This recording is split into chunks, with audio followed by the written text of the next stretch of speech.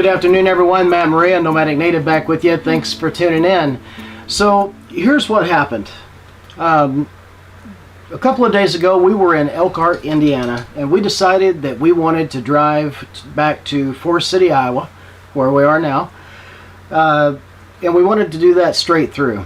I don't know why we made that decision. We didn't need to drive straight through. We could have taken a couple of days. We just decided to do that, so we did it.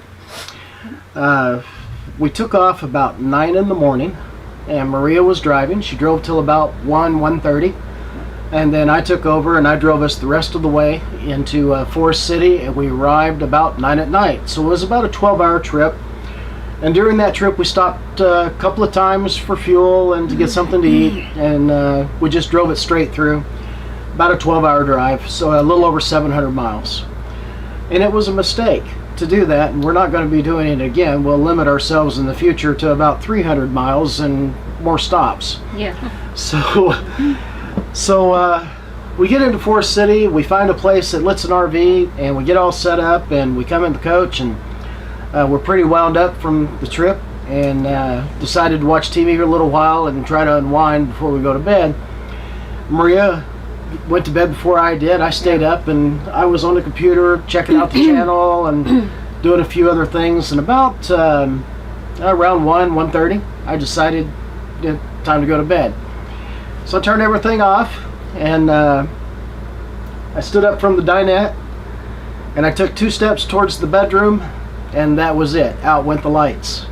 Next thing I remember, I'm waking up on the floor, kind of confused, what the heck's going on? And that's when I made the second mistake. I stood straight back up off the floor, and what I remember about that incident there is I felt a sudden strong wave of nausea. I was tingly, and I started to get tunnel vision, and that's when I realized what was happening. I was about to go down again, and I went down on my own, and I just laid on the floor there for about a minute. Okay. While I was laying there on the floor, going through my head, am I having a stroke or what's going on here? I noticed that my heart was pounding really hard, and I was just covered in sweat, really bad, covered in sweat. And I finally made it over to the couch, and I was sitting here on the couch. I'd taken my shirt off. I was trying to dry myself off and trying to figure out what the heck had just happened, and that's when I decided it was probably a good idea to get a second set of eyes on me. So I called to Maria and woke her up, and that's when she came in. Yeah.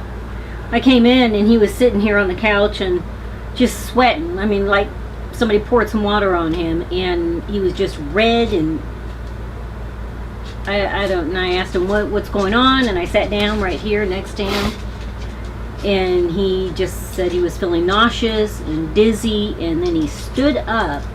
And before I knew it, I mean, it happened so fast, he fell back right here on the floor. Mistake number 3. And I saw his head bounce on the floor a couple times. And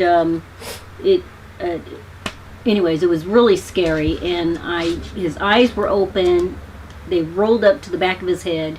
And his mouth was moving like he was trying to say something. And I panicked, and then I saw the blood coming out from behind his head, and I immediately got on 911 and called for an ambulance. And about that time is when I'm starting to come to, and when I'm coming to, what I see is Maria over at the top of me yelling my name, and she's got the phone to her ear telling somebody where we are.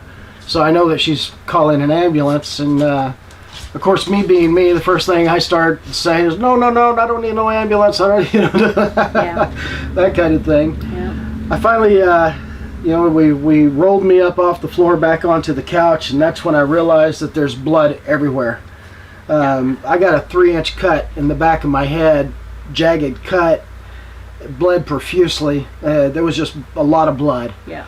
And so I got a new scar to add to the collection. A few minutes later, the police arrive, and then the ambulance arrives. And of course, like I said, me being me, I don't want nothing to do with it. I'm okay. There's nothing wrong with me. Why are y'all here? And Maria's steady frantic. No, you need these guys, blah, blah, blah. And finally, the paramedics talked me into taking my blood pressure and checking me out, and they did that, and then they released me. Okay?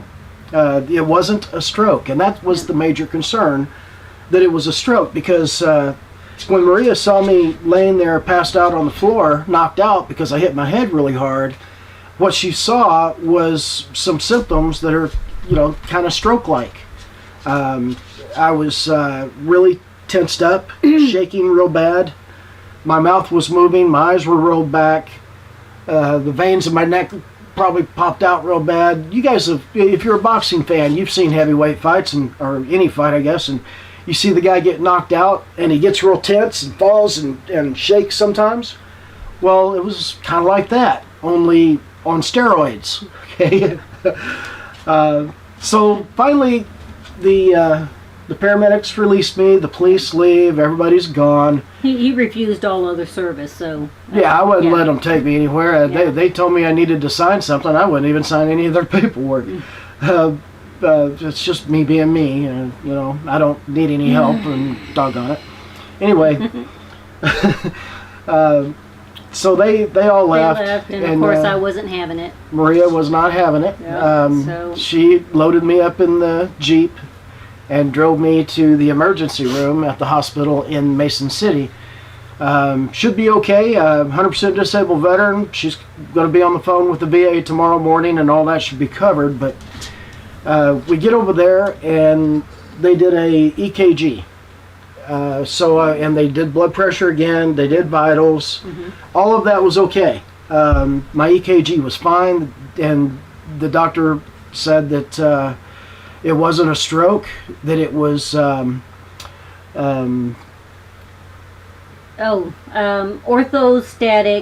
hypotension. Yeah. Orthostatic hypotension.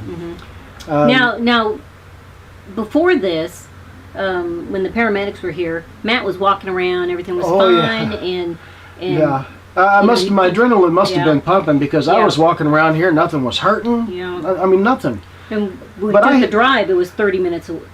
But I had fallen three times, twice from passing out, and once on my own. And it's not the orthostatic hypotension, the passing out that hurts. It's hitting that deck, okay? Yeah. So my adrenaline must have been pumping, and the police and ambulance and everybody here, and the lights are going and all that, and I was walking around and nothing was hurting, and I was perfectly okay, all right? The paramedics even released me, saying he's okay. But Maria drove me over to that hospital, to the emergency room, and by the time we got there, I was able to take 2 steps out of the Jeep, and that was it. I could not take another step. My right hip was hurting so bad that she had to run into the emergency room and get a wheelchair, and come get me. Yeah. That is the only real damage, okay, is the 3-inch gash in the back of my head that bled a lot. My hip getting twisted and the muscles getting torn or something. And the other thing is, when you're all tensed up and shaking violently like that, I hurt from here to from the wrist all the way up the arm, the shoulder, across the back of my neck, across the back of the top of my back, down this shoulder, all the way down this arm to this wrist, and my esophagus right here is very sore. It feels like if you're a weightlifter, or you've done a really hard day's work, the next day you're sore from the lactic acid that's built up from the workout of the muscles. It feels like that on steroids. I can't move without feeling pain, and I can't sit still without feeling throbbing pain. It's one of those pains that you can't get away from. Now, it's taken a couple of days. I can finally walk again. There's a couple little spots that I have to be careful of, because I'll get a really sharp pain, but that's getting better, and everything, all this pain in my shoulders and arms and everywhere is starting to get better. So it's just going to take some time. So this hypostatic, no, Yes. electrostatic, Hypostatic electric, hypertension. yeah, whatever. Yeah, this is nothing to play This with. can happen to anybody that drives long hours. Yeah. We've already heard funny stories. Well, funny to us, but of you back in the day, the long haul truckers. You know, they drive for hours and hours and hours. They jump out of their truck, take 2 steps, and hit the deck. Yeah. That's what it is. Yeah. If most of us have probably experienced it at some point in our lives, we say we stood up too fast and we got a little dizzy. So here's now, I'm no doctor by any stretch of the imagination. I watched a couple of YouTube videos and became an overnight expert. Yeah. So here's what happens. We have a blood pressure machine that the VA gave us. We take our blood pressure regularly every day. When you take your blood pressure, you have 2 numbers, a high number, a low number, and your heart rate. When you stand up from a seated or laying down position, you've been there for a while, your blood pressure drops and your heart rate makes up the difference by speeding up to repressurize the system. So the blood pressure drops, the heart rate speeds up, repressurizes the system, and then everything equals out a couple of minutes later. When you stand up and you feel that initial wave of dizziness, you are ahead of the process that your body is going through. When you stand up and you feel that little bit of dizziness and you take a couple of steps, now you're way ahead of that process, and your body says, wait a minute, buddy, we got to catch up here. We're going to shut you down, and you hit the deck, okay? And it's just lights out. Everything goes dark, and next thing you know, you're waking up on the floor. And yeah, that's what happens. So what contributes to it? Well, sitting or lying down for a long period of time. Dehydration contributes to it.